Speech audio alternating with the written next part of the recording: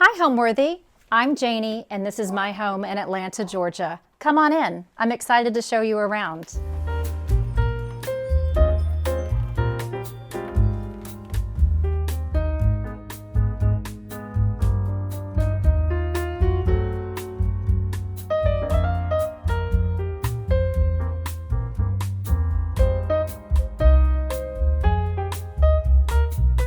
You're watching Homeworthy, where we believe every home has a story. My name is Janie Wilburn. My design firm is the Jane Group, and this is my home in Atlanta, Georgia. I came across this house when I was looking for an in-town neighborhood close to my office, close to my work, and it was a pretty competitive time in the market. And I found this place that needed a lot of updating and a lot of love. It had two owners previously, and the first owner sold the house to their daughter and her family, and it really had been untouched since it was built in 1951. So it needed a fair amount of updating and attention. It actually had two additions done to it, but they really were done in a way that created some odd conditions and needed to be stretched out to make it a more modern, comfortable home. Really, the biggest drivers for me were location and budget. And when you start whittling those things down, you end up with just really the house comes to you that fits where you're trying to be and what you're trying to do. So I remember when I walked in with the realtor, we kind of looked at each other, and he asked me if I wanted to take this on, and the next day I brought two of my designer friends over. Actually, I brought them the day after I closed on it, and it was really a mess. We had set off some rodent bombs and the like. When I say it was a mess, it was a mess.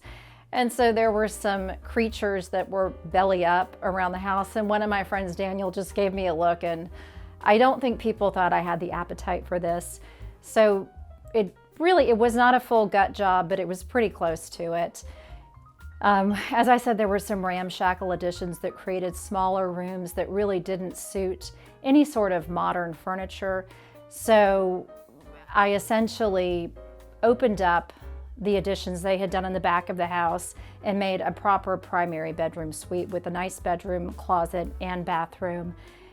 Redid both of the bathrooms, new tile, new fixtures, paint throughout, and just updated it so it could be more of a reflection of my personal style.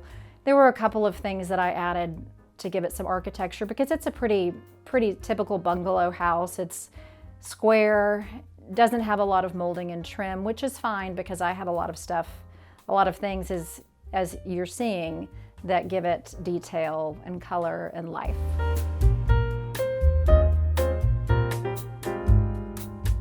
This is the living room, and it really does center around art in the space.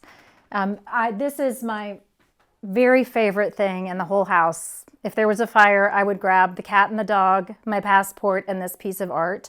It's something I found at an auction with one of my very best design friends. We actually share an office together, and we haven't gone to auctions in a long time because he'll say things like, "Try it on," and then my paddle is up in the air. But we went to this auction, and I had gone to the preview, and I saw this piece, and I had to have it. And there was a lady behind me, unfortunately, who had the same thoughts, and so she drove the price up, but I was not leaving without it. It's an artist named Bernardino Topi, and he's an Italian who moved to Paris to paint as a young man, and he paints frescoes on board. And it's a piece that was captivating, and I've loved it. So once I just had it hanging here, it sort of created this obsession for me. People say I'm obsessed a lot, but really this is something that's been a real point of focus for me. So I started Googling him and doing all kinds of searches, and I found this book that was done probably when he was doing a lot of gallery shows, and this painting is actually featured in here. So it's really special to me. It's pink, and I love pink, as you'll see throughout the house. And it led me down the rabbit hole of looking for more of his work. And in doing that, I actually found the piece below it, which was painted by his dad, Mario Topi. And it's Jesus going into Nazareth, but it's also has a donkey and there's pink in it. So it's a special piece to me, and it's something that I have in the house. As I kind of mentioned when I got started in design, actually before design, when I was working as a business analyst, I was babysitting, and a couple of these pieces came from my friend who was an art dealer. So this was one of the first pieces that I got. Instead of paying me for helping her with the art show, she said, I can either pay you or I can give you art from the show. So this is a piece that she gave me from the Taj Mahal, and this cute little black cat here, and this other piece that is a painting of Spain. So that started my love of art, and it's turned into just an obsession where I've continued to collect things over time and have really taken it as a passion. And this painting of Paris right here also came from one of my very first trips to the French flea market in Paris. So it's meaningful to me, and it's a lot of fun. You know, we always get into hiding TVs, or do we have a frame TV, or what do we do with it? I think it's 2025, and I don't know when I've had a conversation with someone that didn't say, oh, did you see this show, or did you see this movie? So in doing this art wall, it's not a huge room. It is the main living family room of the house, and I chose to let the TV be a TV and hang art around it. This is another favorite piece that I have. She's a bronze poodle in a pink skirt, and her name is Peggy Sue from the movie When Peggy Sue Got Married. And it's just something that I love and is whimsical, and I love dogs.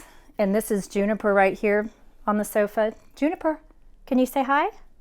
So in getting ready for this home feature, it's kind of like having a party. You just do all the things.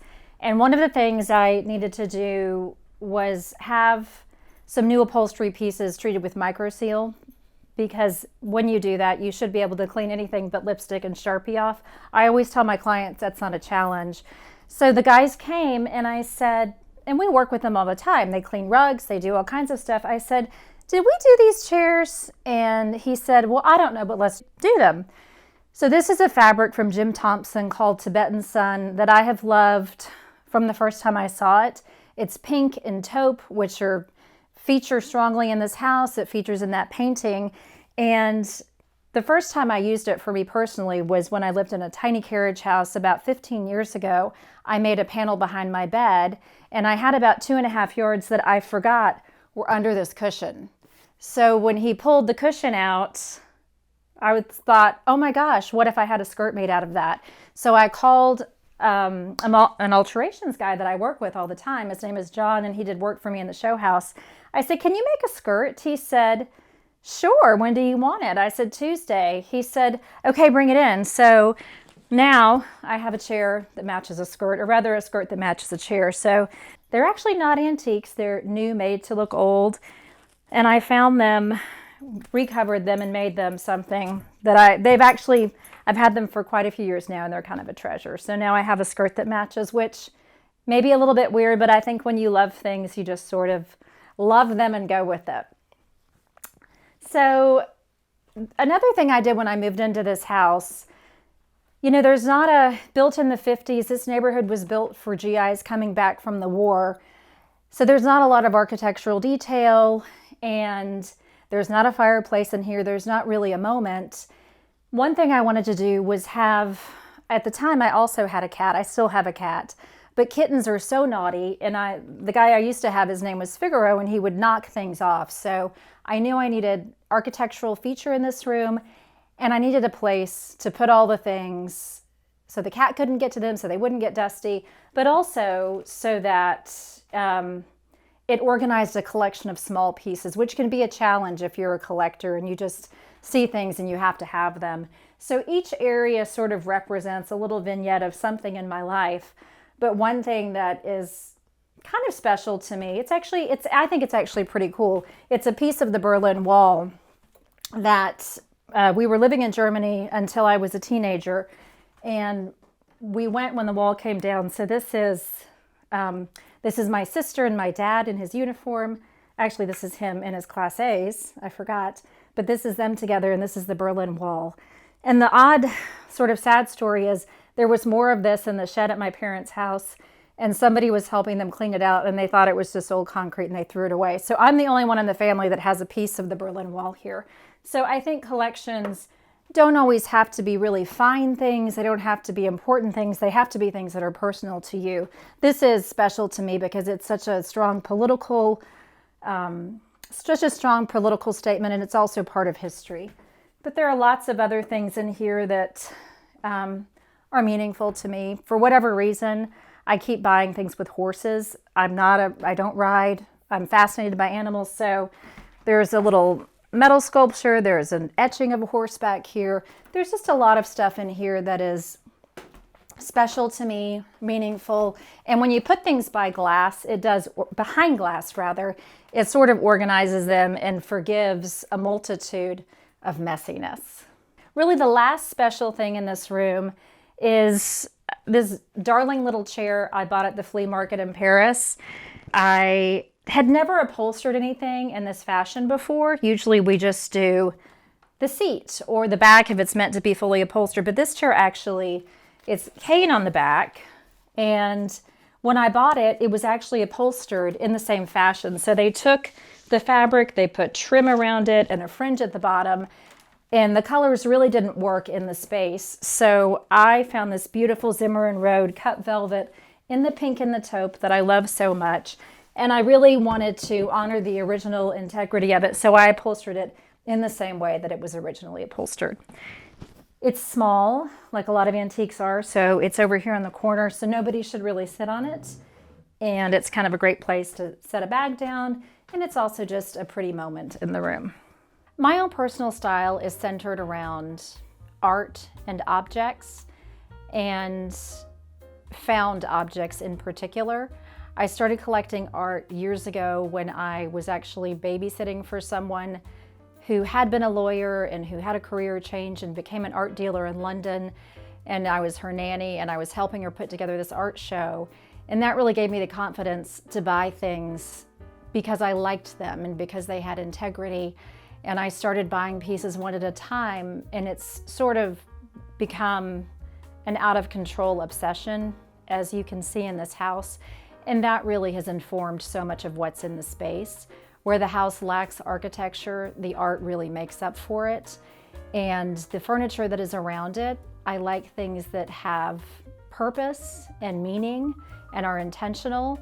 And I have a lot of antiques that are mixed with current pieces of furniture that are more rectilinear, more clean, and more functional for modern living. All right, this is my home office. A lot of people are happy working out of their house.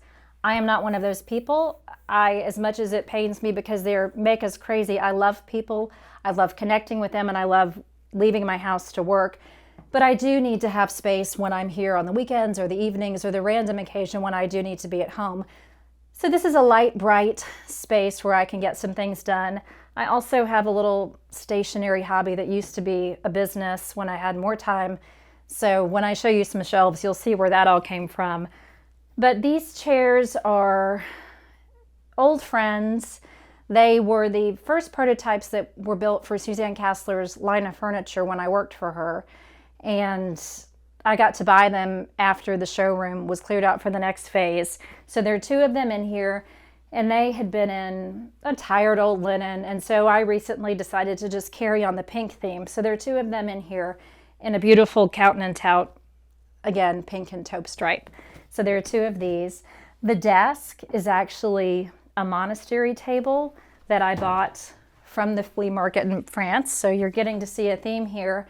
And when I actually bought it, I was planning to move, buying a house. The deal fell through. And ultimately, when it did, I was not sad about it at all. I was very content to stay here, but I needed to get these things out of storage because that gets to be a losing proposition for cost. So I put this in here, reoriented the office, and it's really been a great space to spread out. I can wrap gifts in here. I can lay out stationery, and I'm actually a pretty messy worker, so it works out well. I tidied it up for you all. This piece here, it's not really a sophisticated piece of art, but I did get to go to Australia a few years ago, and so she sits in here. My friend actually painted that. I held a koala named Major, so he's in here too. This is the workspace, but really sort of these shelves over here, these are also old friends. They're just IKEA bookcases, so this sort of shows you can change the hardware, fill it up, junk it up, and really, it's also another workhorse. I think you're getting the sense that I'm a little bit of a junk collector, and if the shoe fits, I will wear it. But this is where all of the stationery pieces are, and I still do it for gifts or if I'm having a party or thank you notes. So that all sits in here. Here's another horse, books, seashells, Barbie, you name it. And this is a special piece of pottery that my friend Daniel actually made. He's a great painter. He's an interior designer. So most everything in this house has meaning to me. And there's also, I'm not sure if you can see it, there's another homage to horses up here. I find these things, they sort of find me. I was in Santa Fe with my sister, and there's a cowboy standing on a horse. We were at this museum, and in the gift shop, I was asking the lady for the price, and she said, well, I don't know, you can just have it. So she gave me that, and then that afternoon I found the other cowboy painting. So it's all just stuff that's sort of serendipitous and meaningful. Some of it's not so meaningful, like these old scrapbooks that are kind of messy, but one day I'll look through those and have a nice happy memory. So let's go into the dining room now.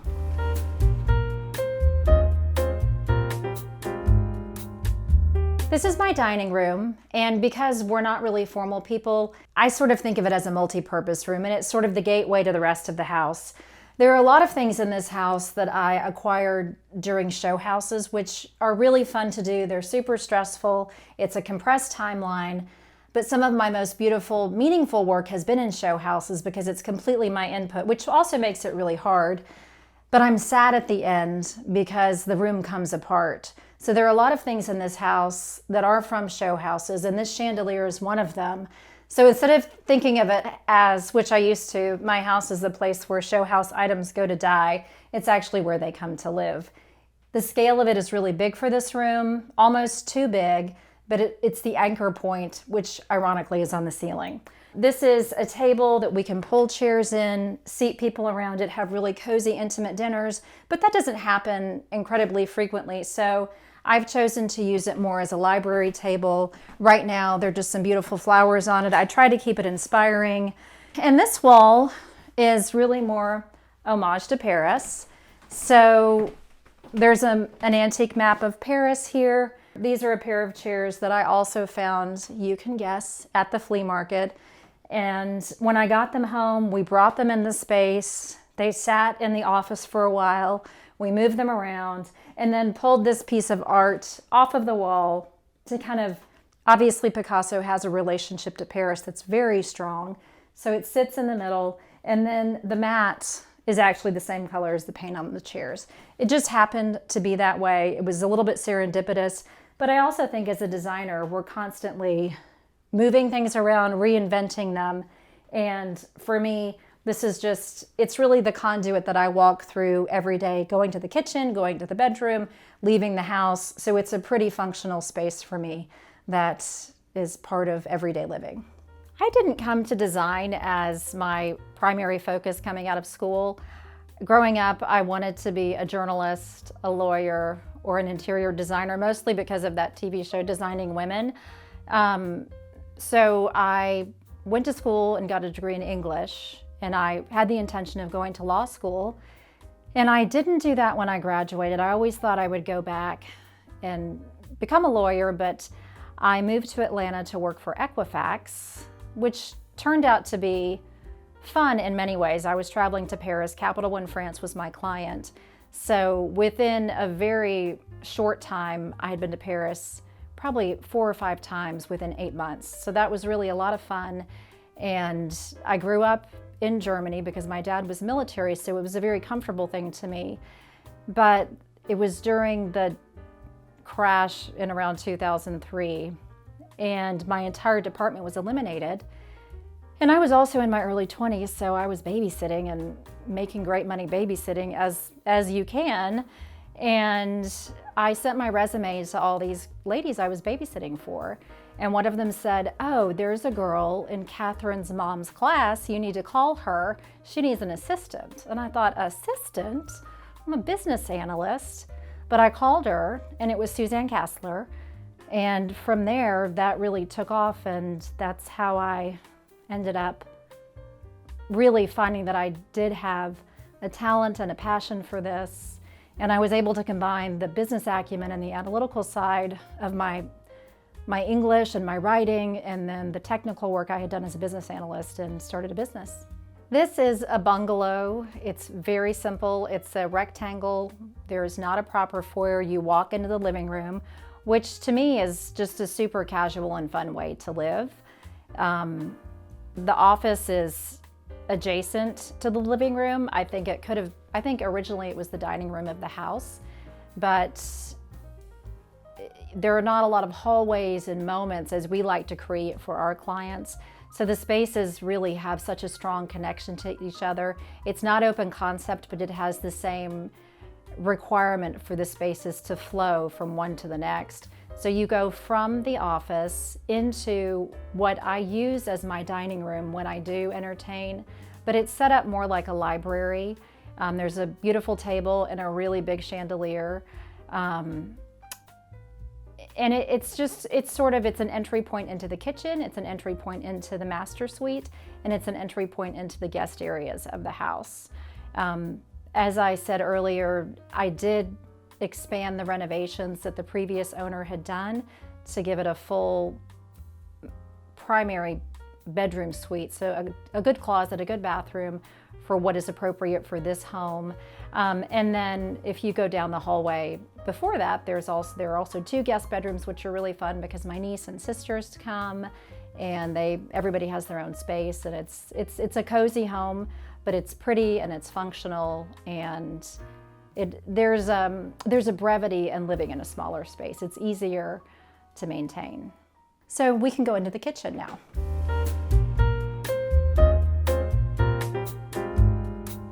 This is the kitchen, which is pretty obvious, and I love to cook, but my favorite thing in this room are the Roman shades, which also came from the very first show house I did. I think it was maybe 2018. It's also a Jim Thompson linen called Enter the Dragons. I love the color palette, and I love that it's a dragon because a dragon is a symbol of strength. And I frankly just think they're really pretty, but it's something that I loved for a long, long time, long before I got to use it personally or for a project working on my own. It's pretty self-explanatory. Of course, there's more art in here, and there's art with the dog. And then we have the breakfast room, which it's a breakfast room. This is where I really mixed in something that was just clearly not an antique, just fun and whimsical. It's a smaller space, and I wanted to have a functional place. This is actually where we eat most of the time. And there's, of course, another Roman shade and more art and cookbooks. Just really the functional part of how you live in a space. And it's pretty and it's sweet. And also it goes out to the backyard where we play Frisbee, which is something we do as frequently as possible for Juniper, who is part Border Collie. And in the kitchen breakfast room, we also have this open storage piece, which is a little atypical of everything else in the house, but it's rustic with some industrial vibes to it. It's got great open storage below for dishes that you want at hand. It's got some cookbooks down here, a wine bucket if we need to chill wine, which we usually do, a pet food at the ready, another one of the Roman shades that match what's over the sink, but also there are 2 pieces of art here that are special. This one up here was sort of an impulse buy. We were in Santorini and we were at a winery, and the vintner also had an art gallery in there, and he was so nice I felt compelled to buy it, and it was such a fabulous trip. So it picked up on the blues of this, and this is a piece that my client actually made that I coveted, that we were in her studio and she said, "Here, Janie, take it." So this is also another fun space in the house. All right, well, let's go back through the dining room and I'll show you the guest rooms.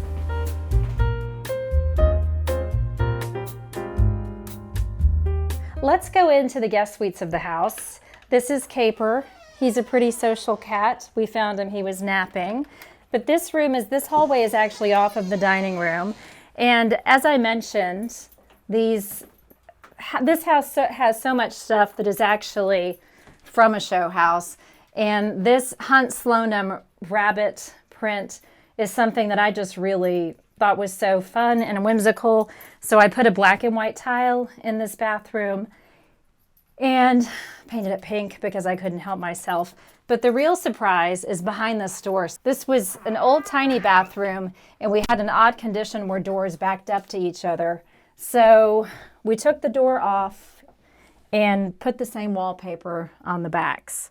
So this is just set up for whenever a guest comes and they have whatever they need to visit for a short time, because guests do wear out.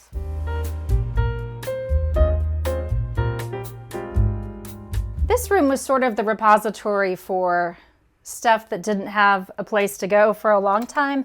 And then when my niece and sister, who are actually, my niece is my older sister's daughter, so my younger sister and her are very short age difference apart. So it finally hit me that she needed a proper place to stay. So I got this together pretty quickly. It was the Peloton room, which is behind this screen. We don't need to see it. But I put a cute little twin bed in here, and it's where the little girls also stay when they come. But this fabric, it's either from Paris or a show house in this house. And this actually was a fabric that I designed and had made for the Casher's show house, which I also did with the bunnies in the bathroom. So it was fun to be able to keep it and put it in here. And this is just a sweet little guest room where people can stay. Because this is kind of a multi-purpose room, if the guest gets thirsty, there's actually a wine fridge under here, concealed by a skirt, and it's a vanity table, so somebody can easily have what they need while they're visiting. What I love most about this house is the proximity to everything in Atlanta. I am 10 minutes from the office, I'm 10 minutes from the highway, 20 minutes from the airport, maybe 25. Very close to Buckhead, very close to Midtown, Virginia Highlands. So from a logistical perspective, it's great. I also love that I've made it my own. I've made it charming. I've made it personal. It's not typical of things that are on trend. It's not something that really I think you would see anybody else truly have. It's very personal, and the art is what does it. It's colorful. The art is colorful. Most of the upholstery is quieter. There are a lot of neutrals, and it's a fun, happy space for me. I'm very comfortable here, and I have a cat and a dog, and there's a great yard for the dog, and it's just a charming little respite to end the day and to spend quiet time and to host friends as well. We'll go see the second guest room. This is our first guest room, but it's actually more Juniper's room. It's on the front of the house, and she can sit in here and watch everything. She also puts herself to bed around 10 o'clock every night, and she'll mess up the duvet and so forth. This is really just a simple room. It's pink. It used to be something different. I had to make a change because there was a bed situation, which I'm sure everyone can relate to on some level. But I had plain white draperies in here, and what I did was added this really, really pretty Samuel & Sons trim to simple ivory panels to give it a pretty detail, and it makes the room. Over here, this is a painting, actually a drawing by Thaddeus McCall, and it brings in the pink and the gray in the space. So this is the guest room / Juniper's room. Now I'll show you my bedroom.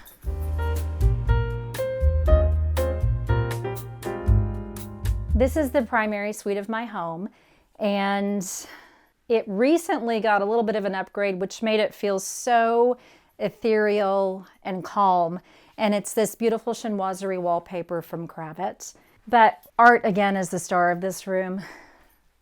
As I mentioned in the living room, I really did create an obsession for myself with Bernardino Toppi, and I consistently scour the internet. I have an eBay search set up for his name. And this was a piece of his that I found. And she's perfect in here because this tiny bit of green pulls out the green of the bed. It's really just a comfortable, quiet place. It has a really nice view of the backyard, and it's meant to be a respite at the end of the day. In the spirit of this bedroom, rather this house being where show house items come to live, this bed was actually just in the Southeast Designer Show House for 2025, and I wanted it to be a combination of velvet and silk and it's actually all one piece. The headboard has a silk flange that matches this bed skirt, and it's actually attached to the bed. It's all upholstered, and it's full and ladylike, and the taffeta has a really nice stiffness, so it holds its shape, and there's a beautiful pleated detail at the base of the bed. The drapery in this room actually was one of the first things I put in the house because I needed darkness to sleep, and this is a Cotton and Tout fabric that's been discontinued. It's called Tuileries, and I just loved it so much because it's an embroidery with soft neutral tones, and the little flowers, they almost feel like pearls on it. And they do fully close to give blackout because I like to sleep sort of like a vampire. It did create a design challenge though when I brought this bed in here. Because the ceilings are a little bit lower, I needed panels in here to unify the space, and the fabric being discontinued. And I also didn't want to make new curtains because that's an expense. This was a driver in picking this wallpaper. I typically would pick something that's a little bit more colorful, but I was really stuck between these panels that had a really soft taupe and a cream and a celadon, and this bed, which is clearly green. And this is what I found, and it really is remarkably beautiful in a way that I never expected to have here. The art here is also fun. This is my lady from Paris. She's sort of maybe from the 20s and 30s, a vintage piece. And this boy, I don't know who he is. They just hang out here with the mirror. And this is a little tight so you can't see it. But if you look in the reflection, I think you might be able to get this fantastic ocelot who is just really a lot of fun. And he was framed before I got the wallpaper, but it really looks beautiful here in the space. And when we're in the backyard playing Frisbee, he's sort of watching out. It's really fun. So now let's go into the bathroom.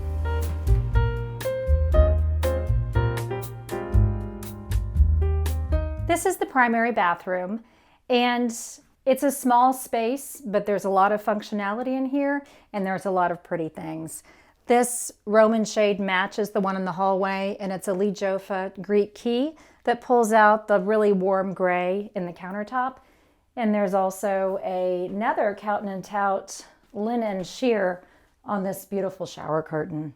The crystal light fixture is actually from Visual Comfort, and it's just enough glam in here to make the space feel pretty, even though a chandelier won't fit in this ceiling height. That doesn't really feel like it's a low space. Okay, this bathroom is really all about tones of gray and polished nickel. The faucets are polished nickel, the light fixture has antique silver on it, and the floor is a Carrara marble hex that has all colors of gray and white. And it's just a classic pretty finish that we use a lot in our interiors. It's great for a primary bath, it's great for a children's bathroom, or even a guest room.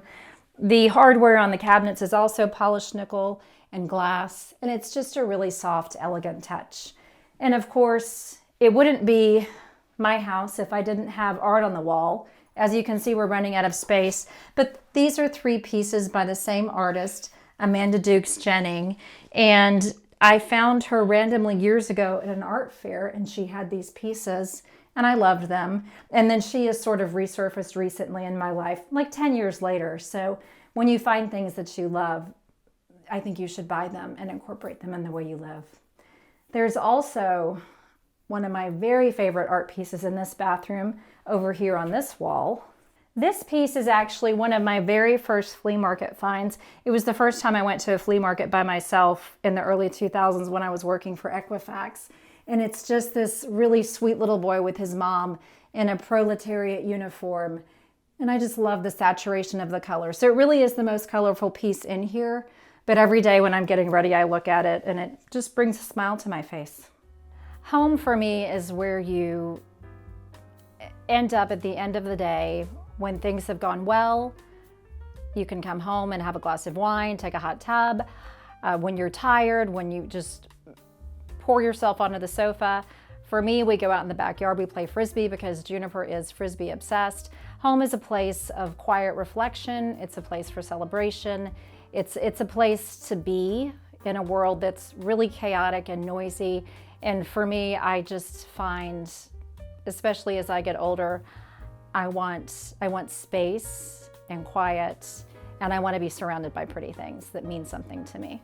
Homeworthy, thank you for spending time with me today to learn about my home and what makes it special to me. Juniper and I have a date with the Frisbee, and I've got to get back to work. Thanks for visiting. Thanks for watching. Be sure to go to homeworthy.com for exclusive content, shopping guides, and so much more.